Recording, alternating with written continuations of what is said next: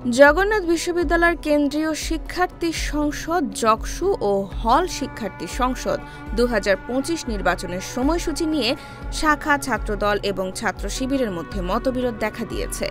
২.৫ মাস আগে তারিখ ঘোষণা, তবুও পেছাতে চায় ছাত্রদল। শাখা ছাত্রদল দাবি করছে, নির্বাচনের তারিখ ২৭ নভেম্বর নির্ধারণ হওয়ায় তারা যথাযথভাবে নির্বাচনী কর্মসূচি পরিচালনা করতে পারবে না। শাখা ছাত্রদলের আহ্বায়ক মেহেদী হাসান হিমেল বলেন, অন্যান্য বিশ্ববিদ্যালয়ে ডাকসু, জাকসু, চাকসু ও রাকসু নির্বাচনের জন্য তফসিল ঘোষণার পর ২ থেকে ৪ মাস সময় দেওয়া হয়েছে, কিন্তু তাদের নির্বাচনের ক্ষেত্রে এত সময় নেই।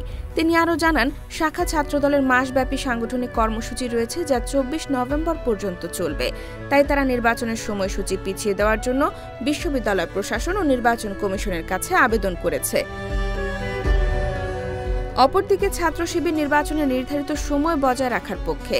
তাদের সভাপতি মোহাম্মদ রিয়াজুল ইসলাম বলেন, শিক্ষার্থীদের আন্দোলনের মাধ্যমে প্রশাসন ইতোমধ্যে নির্বাচনের রোডম্যাপ ঘোষণা করেছে। তাই নির্ধারিত সময়ে নির্বাচন আয়োজন করা তাদের নৈতিক দায়িত্ব। তবে নির্বাচনী প্রচার কার্যক্রমের জন্য ৪৮ থেকে ৯৬ ঘণ্টা পর্যন্ত অনুমতি দেওয়া যেতে পারে। এ বিষয়ে ছাত্র অধিকার পরিষদের সভাপতি AKM রাকিব বলেন, শিক্ষার্থীদের অংশগ্রহণ নিশ্চিত করতে এবং সবার কাছে পৌঁছানোর জন্য সময়সূচি পরিবর্তনের বিষয়টি বিবেচনা করা যেতে পারে। আজ রোববার ২রা নভেম্বর উপাচার্য কনফারেন্স রুমে অনুষ্ঠিত মতবিনিময় সভায় প্রধান নির্বাচন কমিশনার অধ্যাপক ড মোস্তফা হাসানের সভাপতিত্বে এই বিতর্ক নিয়ে আলোচনা হয়।